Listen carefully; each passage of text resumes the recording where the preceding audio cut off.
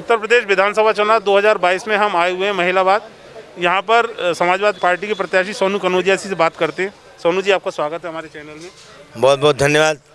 क्या चल रहा है चुनावी माहौल?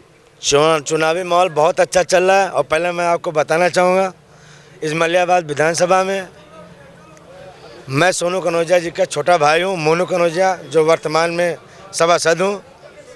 और मलियाबाद विधानसभा बहुत ही अच्छा चुनाव जा रहा है। हम आपके चैनल के माध्यम से आपको यकीन दिलाना चाहते हैं कि इस बार मलियाबाद की ऐतिहासिक जीत होने जा रही है, जो पूरे उत्तर प्रदेश में ये मलियाबाद की सीट जानी जाएगी, इतने ज़्यादा वोटों से जीतेगी। क्या वैसे यहाँ के स्थानीय मुद्दे क्या हैं?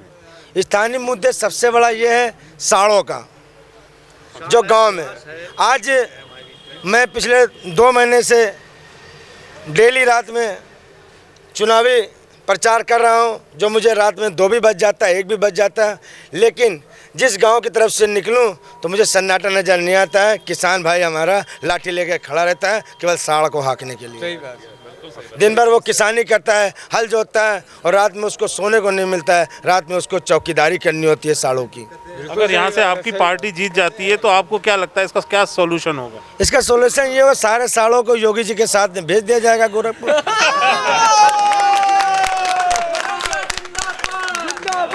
तो वो अभी भेज दीजिए। नहीं, अभी तो मेरे पावर नहीं है। अरे देखिए कितनी भयंकर सरकार है भाई, केंद्र में भी है, प्रदेश में भी है। अभी तो ताकत की ज़रूरत है मुझे। वो ताकत 10 मार्च को हमारी जनता मुझे दे देगी। उस ताकत के साथ साड़ को भगाने का काम करेंगे। अच्छा, उसके अलावा और कोई मुद्दा नहीं है यहाँ पर? उस पर बहुत से मुद्दे हैं। अरे बहुत से मुद्दे हैं। इन्होंने विकास किया क्या है? इन्होंने विकास पे कोई काम नहीं किया है। इन्होंने विकास पे कोई काम नहीं किया है। अब मैं अपने विकास के बारे में बता रहा हूँ, जो हमारे राष्ट्रीय अध्यक्ष समाजवादी पार्टी के श्री अखिलेश यादव जी ने अपना घोषणा पत्र दिया है। और आपके चैनल के माध्यम से एक चीज़ और बताना चाहूँगा, आप पीछे जाके देखिए 2012 से 2017 के बीच में जो हम लोगों ने वादा किए थे जनता से, वो पूरे करके दिखाएं। तो फिर 17 में जनता ने आपको हरा क्यों दिया? 17 में जनता ने इसलिए हरा दिया कि हमारे जो झोला लेके आए थे, झोला लेके चले जाएंगे, झूठों के चक्कर में फंस गए। पब्लिक नादान थी। तो क्या गारंटी इस बार नहीं फंसेंगे? इस बार नहीं फंसेंगे। इस बार फंस चुके ना, केंद्र में भी देखा, प्रदेश में भी देखा। आज सोचो ना, आपने अच्छा काम किया, फिर आपको हरा दिया, तो मतलब आप तो जनता को ब्लेम कर रहे हो। नहीं, जनता को ब्लेम नहीं कर रहा हूँ, जनता को बेवकूफ़ बना गया झूठ बोल के। अब झूठ का सामना हो रहा है।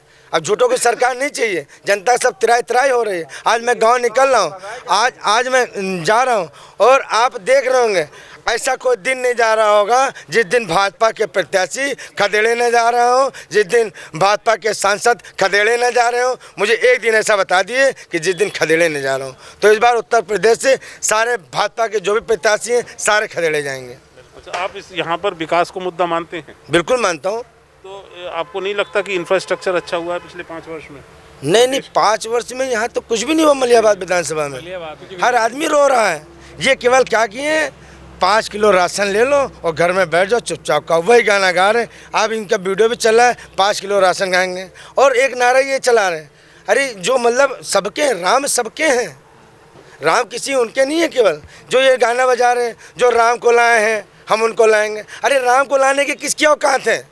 राम को तो राम जी ने तो खुद हम सबको लाए हैं। बल्कि वो ये गाना बजाए कि राम जी उनको लाए हैं, राम के नाम पे वो आए हैं, ना कि वो राम को लाए हैं। तो आपको क्या लगता है कि इस बार 10 मार्च को क्या होगा? 10 मार्च को आप देख लीजिएगा, और अपने चैनल के माध्यम से एक बार फिर मेरे पास 10 मार्च को आ जाइएगा। यही 10 मार्च में यहीं खड़े होकर मैं आपको बताऊंगा कि मैं इसलिए बोल रहा था, और देखिए मैंने जो कहा था वो सत्य हुआ। चलिए, हमसे बात करने के लिए बहुत बहुत धन्यवाद। धन्यवाद। प्रचार प्रसार के लिए आज 1090 चौराहा से यूपी में केजरीवाल के नारे के साथ सांसद संजय सिंह ने प्रचार बस को रवाना किया। ये प्रचार बस लखनऊ के अलग अलग विधानसभा पर जाएगी और आम आदमी पार्टी का प्रचार प्रसार करेगी। संजय सिंह ने मीडिया से बात की। उन्होंने कहा, ये बस लोगों के बीच में 300 यूनिट बिजली फ्री का संदेश और महिलाओं को 1000 व बेरोजगारों को 5000 भत्ता का संदेश लेकर जाएगी। साथ ही बीजेपी पर भी उन्होंने जमकर हमला बोला। उन्होंने कहा, बीजेपी ने पूरे चुनाव को मुद्दा विहीन बना दिया है। बीजेपी के पास अब बस 4 ही मुद्दे बचे हैं, पाकिस्तान, जिन्ना और हिंदू मुसलमान।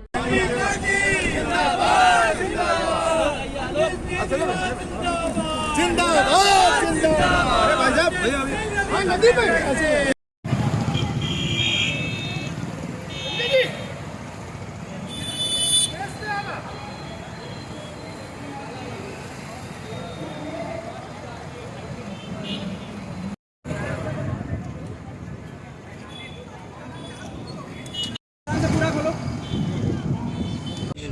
अरविंद केजरीवाल जी आ रहे हैं और उनको आने दीजिए,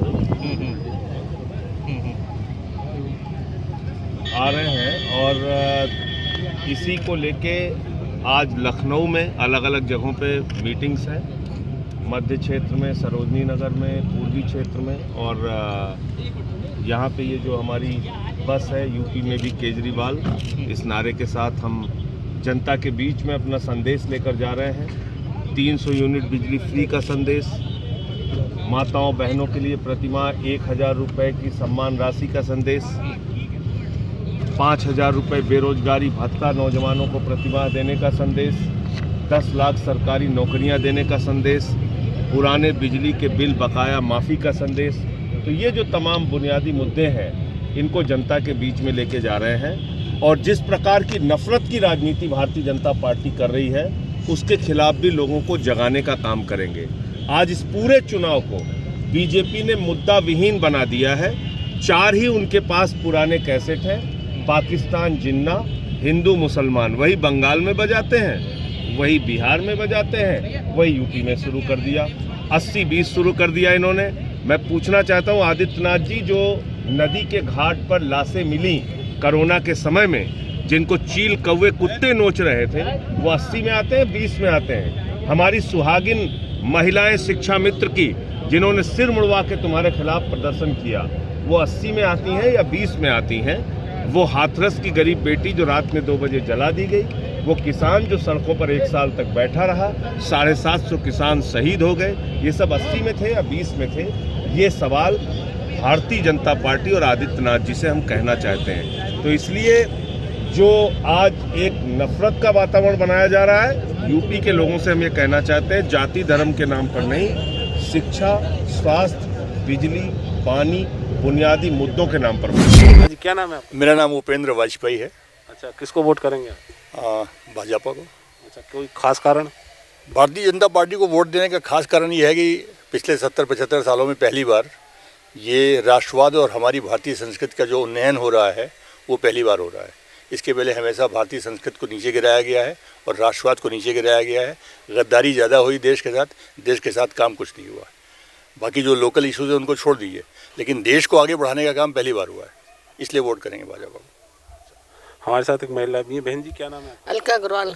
अच्छा, किसको वोट करेंगे आप? नीरज बोरा को। अच्छा, तो बीजेपी को वोट करेंगे आप? कोई खास कारण है उसका? उन्होंने देश के लिए बहुत कुछ किया है। नीरज बोरा जी ने तो आप ही के लिए क्या होगा? नहीं, मोदी जी नहीं है। अच्छा, मोदी जी को वोट करेंगे आप? मोदी भक्त हैं। हाँ, चलिए ठीक है। अच्छा ठीक है जी, हमसे बात करने के लिए बहुत बहुत धन्यवाद। असदुद्दीन ओवैसी डॉक्टर रहियो, असदुद्दीन ओवैसी डॉक्टर रहियो, डॉक्टर अयूब शौकत साहब, डॉक्टर अयूब शौकत साहब। देखो देखो कौन आया, देखो देखो कौन। अयूब ओवैसी साहब जिंदाबाद जिंदाबाद। अपनी जगह पर बैठ जाएं ताकि वक्त ज़ाया न जाए। अपनी जगह पर बैठ जाएं, सभी साथी अपनी जगह पर बैठ जाएं। सभी साथी, जो साथी जहां तक है अपनी जगह पर बैठ जाएं, अपनी जगह पर बैठ जाएं सभी साथी।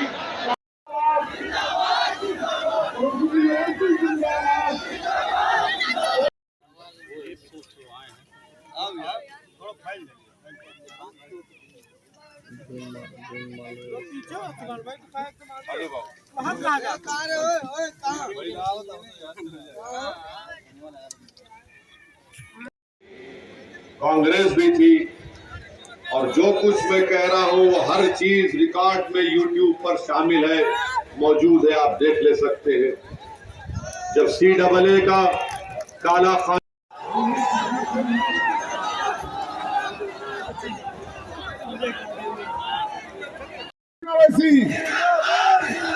Doctor Ayub Asaduddin Owaisi, Asaduddin Owaisi, doctor Ayub. देखो देखो कौन आया, देखो देखो कौन आया, असदुद्दीन ओवैसी डॉक्टर अयूब, असदुद्दीन ओवैसी डॉक्टर अयूब। सम्मानित साथियों, अपनी जगह पर बैठ जाएं ताकि doctor Ayub Asaduddin Owaisi, Asaduddin Owaisi, doctor Ayub, Asaduddin Owaisi, doctor Ayub, Asaduddin Owaisi, doctor Ayub. समझ रहे हैं कि दौलत के नाम पर बिक जाएंगे। अरे दौलत के नाम पर अगर बिकते तो ताइफ, करबला की तारीख सामने नहीं आती। इख्तिदार के साथ तो मैं आज हाथ जोड़कर भीख मांगता हूं, माफ कर दो डॉक्टर अयूब को, माफ कर दो। डॉक्टर अयूब की अहमियत नहीं है, हमारी जिंदगियों की अहमियत नहीं है, जनता की अहमियत है, आपकी आवाज की अहमियत है। खलीलाबाद की जनता की आवाज अगर उत्तर प्रदेश के विधानसभा में गूंजेगी तो क्या सपा वाले उठाएंगे या बसपा वाले उठाएंगे? जो अभी तक विधायक नहीं बना बसपा वाला, मगर अहंकार में कह रहा है कि दौलत मेरे पास है, ये आपको फैसला करना है कि आप अपनी आवाज को कामयाब करेंगे या दौलत को कामयाब करेंगे।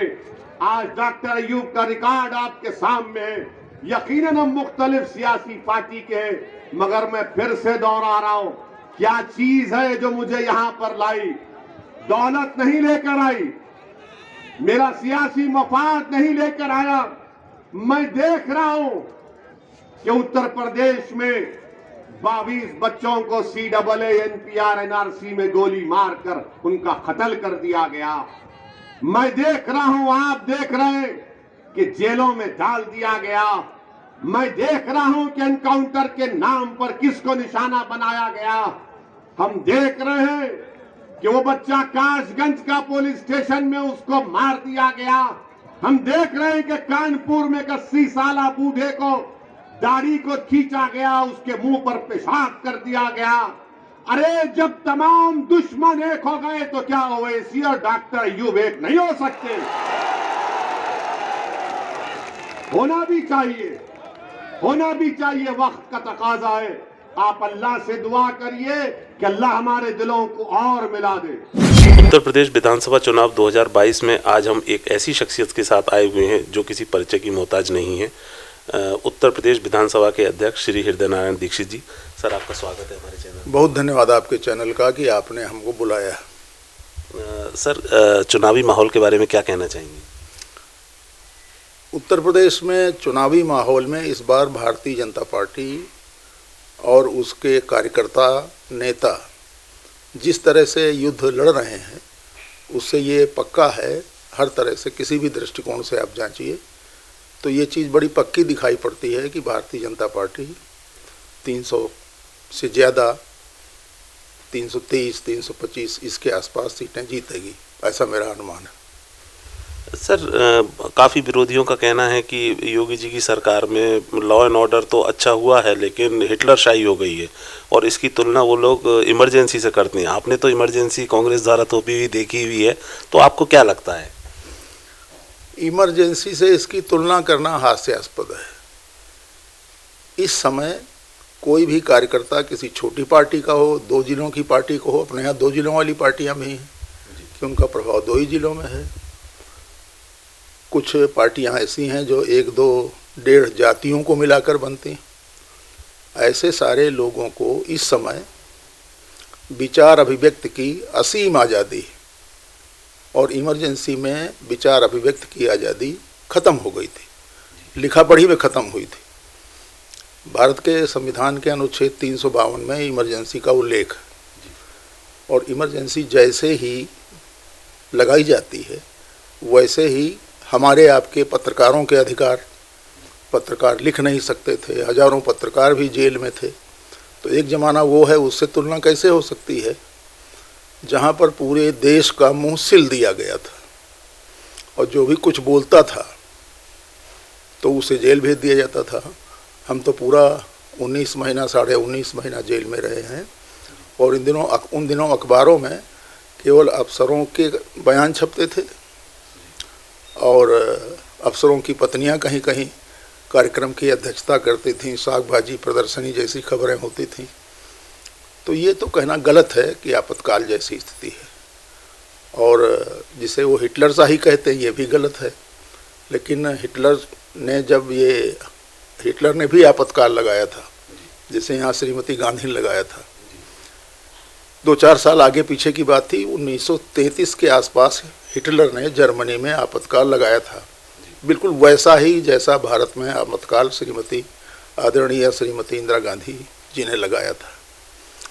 तो वहाँ भी सारे मौलिक अधिकार पहले सस्पेंड हो गए, फिर लोगों को जेल में डाला गया। तो वो तो हुई इमरजेंसी और हिटलर शाही। यहाँ पर तो योगी जी को, अमित शाह जी को, जो और हमारे वरिष्ठ नेता हैं, राजनाथ सिंह जी को भी अपशब्द कहा जा रहा है। तो ये तो बिल्कुल ओपन वातावरण है और ओपन से ज़्यादा ओपन है, तो ये कहना अनुचित है। अब वो कहते हैं तो उनकी बात का खंडन क्या करना, वो तो झूठ बोल ही रहे, तो उसे हम दयनीय कह सकते हैं। सर, आप पिछले काफ़ी दशक से राजनीति में सक्रिय हैं, आपने उस ज़माने की भी राजनीति देखी है और आजकल की भी राजनीति में आप सक्रिय हैं। आपको नहीं लगता राजनीति का स्तर गिर गया है काफ़ी? मुझे ऐसा नहीं लगता, इसलिए कि विरोधी भी एक दूसरे का थोड़ा सम्मान करते थे, वो थोड़ा नहीं खूब मिलते थे। हम भी विरोधी से खूब मिलते हैं। और पिछले साल पिछले चुनाव में 2017 में मैं भगवंत नगर से प्रत्याशी था। पहले दिन से लेकर अंतिम दिन तक हमने अपने भाषण की शुरुआत, जो विरोधी दल के लोग खड़े थे मेरे सामने, ये कह करके कि ये तो बड़े अच्छे हैं, ये बहुत लोकप्रिय हैं, ये बहुत समाज प्रिय हैं और हमारे छोटे भाई हैं, हमारा इनका चुनाव हो रहा है। चुनाव होना अलग बात है, लेकिन हम सब पर लोग परस्पर एक ही परिवार के। हर मीटिंग में हमने ये बात दोहराई। तो हमारे समर्थक कहते थे कि ये उनका नाम क्यों लेते हो? तो डेमोक्रेसी, हम चाहते हैं कि डेमोक्रेसी में जो हमारे खिलाफ खड़ा है वो खिलाफ नहीं, वो अपनी पार्टी की तरफ से आया है और नीतियों के आधार पर वोट मांगेगा, हम अपनी नीतियों के आधार पर वोट मांगेंगे। एक बात। दूसरी बात कि जिसे बदलाव आप कहते हैं, तो वो केवल राजनीति में नहीं आया। पहले सत्यनारायण की कथा थोड़ा सा दूध थोड़ा सा आटा इससे हो जाती थी, अब तो बाकायदा निमंत्रण होता है। पहले मुंडन ऐसे ही महिलाएं घर की गाना गा लेती थी, बुआ फूफी, और अब मुंडन में भी हम लोग बुलाए जाते हैं, आप भी बुलाए जाते। तो समाज जीवन के सभी क्षेत्रों में परिवर्तन आया है, सभी क्षेत्रों में। कपड़ा बदला है, लत्ता बदला है, गीत बदले हैं, गीतों के सुर बदले हैं, सब जगह पर बदलाव। तो यहाँ चूँकि राजनीति राष्ट्र जीवन का सक्रिय क्षेत्र है, तो यहाँ पर कुछ बदलाव ज़्यादा दिखाई पड़ता है, पर है तो उसी समाज का भाग। नहीं सर, 90s में हमने देखा था इसी विधानसभा के, जिसके आप अध्यक्ष हैं, कि यहाँ पर बड़े माइक वगैरह फेंके गए थे। आप इस समय हेड मास्टर हैं, तो आपको नहीं लगता तब में और अब में काफ़ी अंतर हो गया? वो घटना में उत्तेजना आ गई थी और हमारे समय में तो विपक्ष ने हमारा पूरा सहयोग दिया। विपक्ष था ही इतनी कम मात्रा में कि वो उसके पास और कोई ऑप्शन ही नहीं। सहयोग दिया का अर्थ कि हमने उनको सुना और उनके भाषण लगातार सुनाए, तो हमने उनको सम्मान दिया और उन्होंने हमको सम्मान दिया। मान लीजिए वो ज़्यादा भी होते तो बोलने का ही तो आग्रह करते, तो बोलने का आग्रह मैं मान रहा था। क्या लगता है सर, आने वाले दिनों में जिस हिसाब से यूपी के चुनाव हैं और बाकी 4 प्रदेशों के चुनाव हैं, कहते हैं कि दिल्ली का रास्ता यूपी होके जाता है, अगर यहाँ पर कुछ जैसे सुन रहे हैं कि बीजेपी की सीटें कम हो जाएंगी, तो उसका असर क्या 2024 के चुनाव में पड़ेगा? बिल्कुल नहीं पड़ेगा, बिल्कुल नहीं पड़ेगा। 2024 तो भारी बहुमत से हम लोग जीतेंगे ही। असल में किसी भी दल के पास, सभी दलों को स्वीकार करना चाहिए कि माननीय नरेंद्र मोदी जी जैसा नेता दूसरा भारत में नहीं है, और वो उनसे बड़ा कोई जन अभियान करता नहीं है। तो उनके नेतृत्व में चुनाव होगा जब, और हम सब लोग जुटेंगे, हमारे जैसे कार्यकर्ता, छोटे कार्यकर्ता, तो निश्चित रूप से जो आगे चुनाव आने वाला है, इसके बाद वाला, वो तो जीतेंगे ही। ऐसा तो पूरे भारत में यही चर्चा है। सर, अभी आप नीतियों की बात कर रहे थे, लेकिन उत्तर प्रदेश के जो चुनाव होते हैं उसमें जातिवाद और धर्मवाद सबसे ज़्यादा हावी रहता है, और हम देख भी रहे हैं कुछ जाति के प्रतिनिधित्व करने वाले सब लोगों का गठबंधन भी बन गया है, और उस हिसाब से वो बोल रहे हैं कि इस आधार पे हम तो 50% से ऊपर हो जाते हैं। तो आप इसको कहाँ तक उचित मानते हैं? आपकी ये बात सही है कि उत्तर प्रदेश के इस चुनाव में जातियाँ और खुलकर स्पष्ट हुई हैं राजनीतिक दृष्टि से, और कई पार्टियां तो एक ही जाति की हैं, छोटी छोटी पार्टियां, और वह गठबंधन का हिस्सा मांगने में काफ़ी ज़्यादा मलाईदार सीटें चाहती हैं। इसी प्रकार कुछ जो जातियां हैं उन्होंने पार्टियां बना ली हैं और अपनी जाति के मत प्रतिशत और जो उनकी जाति का आंकड़ा है वास्तव का, उसके आधार पर अपना जन अभियान चला रही। इससे लोकतंत्र को क्षति होती है। आपका ये सवाल बड़ा सही है कि जो जातियों के आधार पर पार्टियों का विभाजन हो रहा है, उसके कारण जो लोकतंत्र की मूल आत्मा है, क्योंकि भारत के संविधान की शुरुआत होती, जो पहला शब्द है भारत के संविधान का, वो है हम भारत के लोग, we the people of India. और फिर आगे सारी बातें कही गई कि सामाजिक न्याय के लिए, आर्थिक न्याय के लिए, राजनीतिक न्याय के लिए। लेकिन असली जो पावर का स्रोत है, सोर्स है, वो वी द पीपुल है संविधान में। ये नहीं है कि हम भारत के लोग, ब्राह्मण, ठाकुर और ये दलित और चमार, पासी, खटिक, कोरी, धोबी, धानुक, बड़ाई, लोहार, कहार, कुमार, भुर्जी, ये मिल करके संविधान नहीं बनाते। संविधान गढ़ते हैं we the people of India. और फिर उस संविधान का पालन, चाहे इलेक्शन हो, चाहे नौकरियां हो, कोई भी क्षेत्र हो, वहाँ पर we the people of India. हम आपको जब देखें तो पीपुल करके देखें, आप किस जाति के हैं, ये तो ख़त्म हो जाना चाहिए जितनी जल्दी हो सके। और आप देख सकते हैं कि भारतीय जनता पार्टी में इस तरह जाति की बात नहीं चलती। नहीं, काफ़ी जैसे स्वामी प्रसाद मौर्य जी, काफ़ी लोग इस बार बीजेपी छोड़ के चले गए, तो उसको आपको नहीं लगता उसका काफ़ी असर पड़ेगा? नहीं पड़ेगा। उनको, मौर्य जी को मित्र हैं हमारे, तो उनको खुद ही पता लग गया कि उनके निकलने से उनका नुकसान हुआ। अच्छा, कुछ लोग बोलते हैं हैदराबाद से ओवैसी जी आते हैं, वो बीजेपी की बी पार्टी है, आप इसमें कहाँ तक सत्यता पाते हैं? हम उनके अगर कहीं ऐसा संयोग है कि टीवी खोले बैठे हैं और बीच में आ गए तो आ गए, नहीं, उन्हें कोई गंभीरता से नहीं लेता। अच्छा, एक चीज़ और भी देखी जा रही है कि मायावती जी सबसे लास्ट में अपने टिकटों का वितरण किया है और कुछ सीटों पर, जैसे स्वामी प्रसाद मौर्य जी की सीट है, ओम प्रकाश राजभर जी की सीट है, उस पर इस तरीके से प्रत्याशी उतार दिए आपने और उन्होंने मिलके कि उनको जीतना ही मुश्किल पड़ रहा है। तो इसमें कहाँ तक सत्यता है कि मायावती जी आपके साथ मतलब पीछे से मिली हुई हैं? ऐसा राजनीतिक क्षेत्र में ऐसी बातें उनका कोई मतलब नहीं होता।